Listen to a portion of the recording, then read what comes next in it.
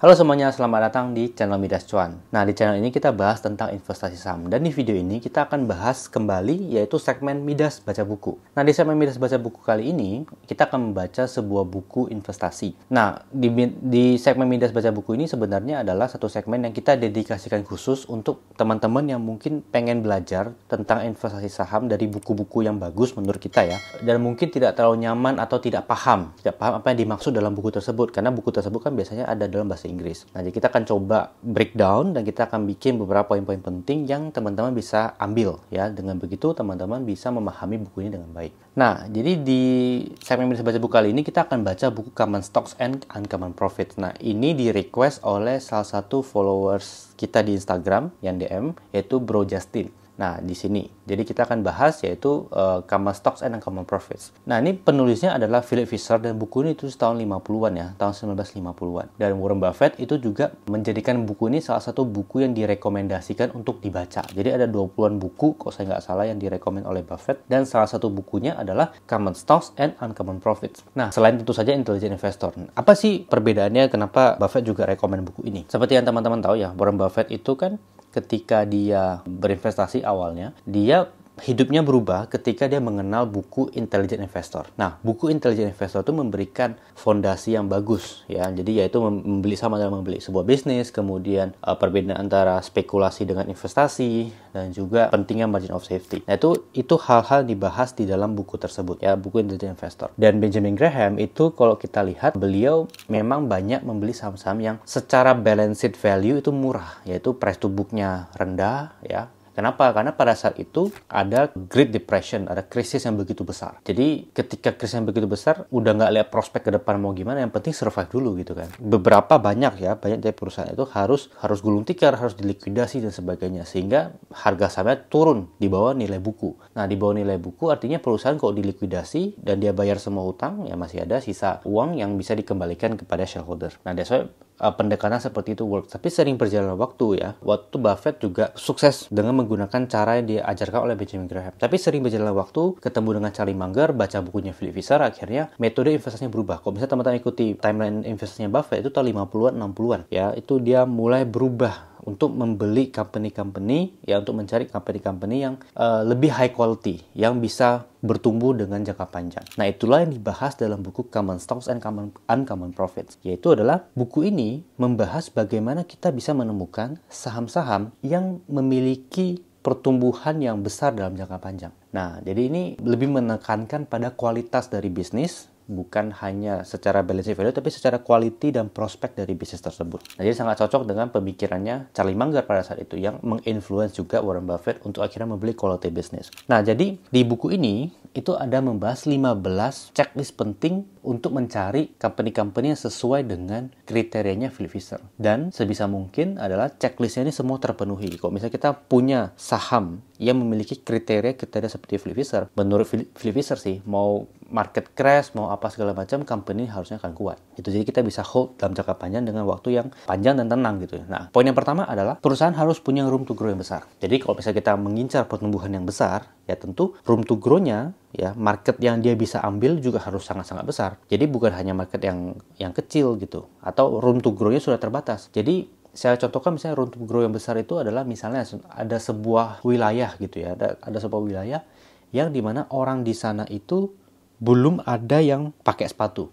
Jadi ketika ada perusahaan yang memproduksi sepatu masuk ke sana dan populasinya katakanlah ada 100 juta orang di situ, belum pakai sepatu, ya tentu itu menjadi market yang begitu besar yang bisa diambil oleh perusahaan. Nah, jadi potensi marketnya harus besar. Contoh lain misalnya perusahaan teknologi pada tahun 2000-an, 90-an ya. Pada saat itu orang mungkin belum pakai teknologi semasif sekarang ya, tapi beberapa orang yang visioner yang bisa mendirikan perusahaan teknologi itu bisa melihat bahwa internet ini kan menjadi sesuatu yang sangat-sangat useful dan pertumbuhannya jadi besar sekali. Misalnya contoh kayak Google ya, pada saat dulu mungkin advertising hanya dari TV, dari koran, dari radio ya, tapi Google bisa bikin website, bisa bikin search engine yang bagus sehingga banyak orang pakai dan trafficnya besar, akhirnya dia bisa jualan ads dari situ ya, jualan advertising dari situ. Begitu juga Facebook dan sebagainya, dan dia punya room to grow yang besar ya pada saat itu. Kok sekarang saya nggak tahu ya, karena saya udah nggak terlalu ngikutin. Nah, jadi itu satu room to grow yang besar. Nah, dan selain kita bisa mencari perusahaan yang bagus yang bisa bertumbuh kayak gitu, kita juga juga bisa terhindar membeli perusahaan yang sudah tidak ada room to grow lagi. Jadi kita bisa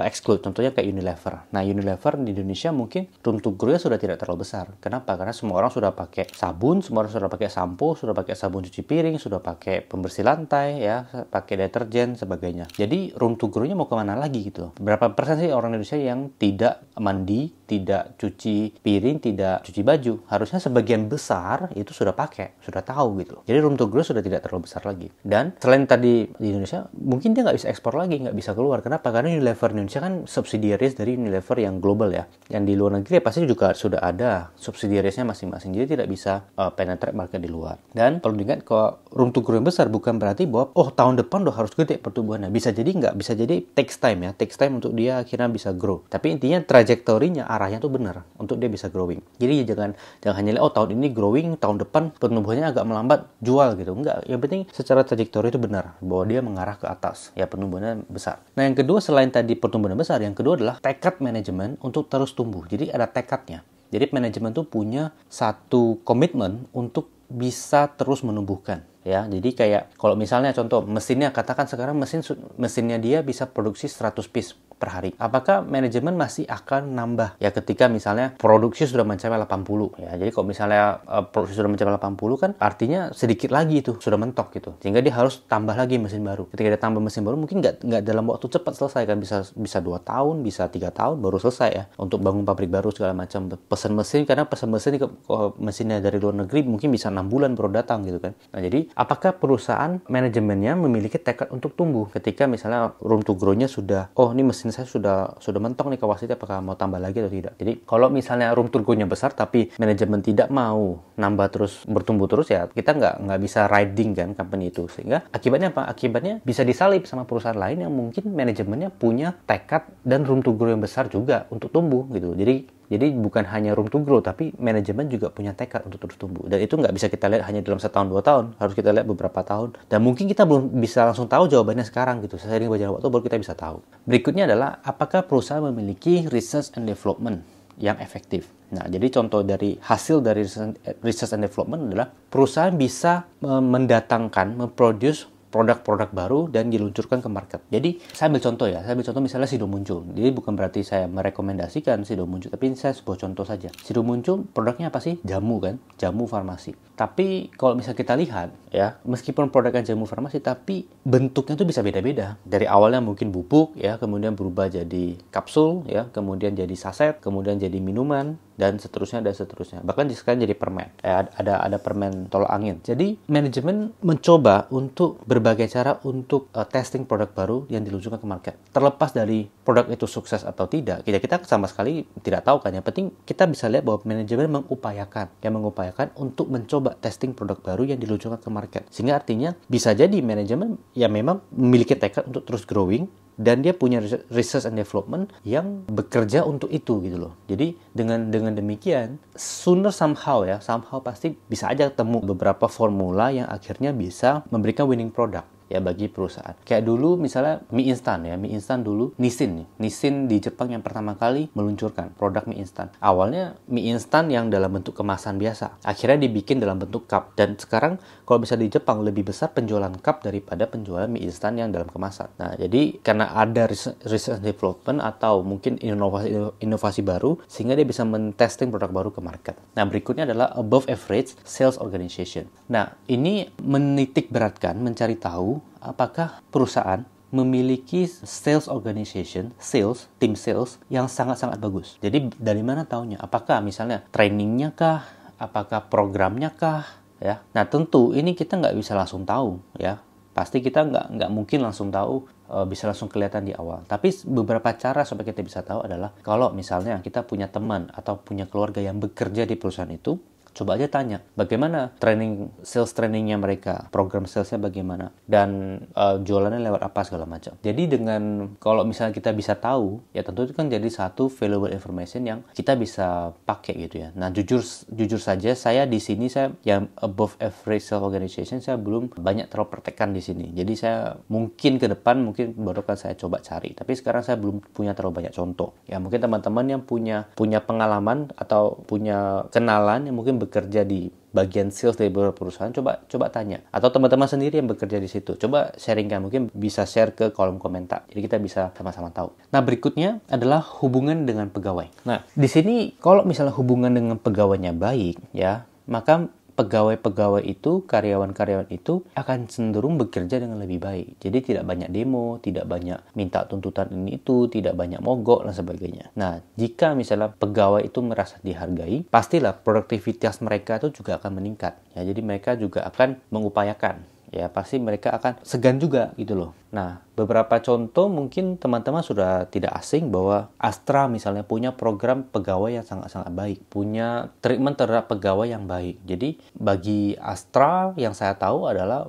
pegawai itu adalah aset bagi mereka, sehingga mereka treat dengan sangat-sangat baik. Dan akibatnya ya orang yang kerja di sana ya betah dengan kondisinya yang baik, yang nyaman ya untuk mereka bekerja agar bisa produktif. Di sisi lain kalau misalnya kondisi kerja tidak baik, kemudian banyak cekcok segala macam, atau vibes-nya negatif vibes bukan positive vibes, ya employee turnover jadi besar. Jadi employee turnover ini maksudnya adalah perputaran pegawai yang keluar masuk jadi besar, ya. Jadi dengan melihat misalnya employee turnover-nya besar, kita coba lihat ada PHK berapa banyak, ada keluar berapa banyak, ada ganti karyawan baru atau tidak. Itu kan biasa di annual report itu ada ditulis ya. Kalau di bagian pegawai, bagian SDM-nya itu ada ditulis. Nah, Anda juga bisa misalnya apakah Anda misalnya bekerja di perusahaan publik? Coba aja share di kolom komen. Bagaimana sih perusahaan Anda men-treat Anda? Apakah Anda di-treat dengan baik? Tentu saja Anda jangan mention nama perusahaannya, Anda sensor gitu ya. Dengan beberapa cara lah supaya Anda jangan bilang gamblang banget namanya. Yang penting Anda bilang, oh kita lihat, oh tahu ini perusahaan ini. Nah, jadi itu dulu. Ini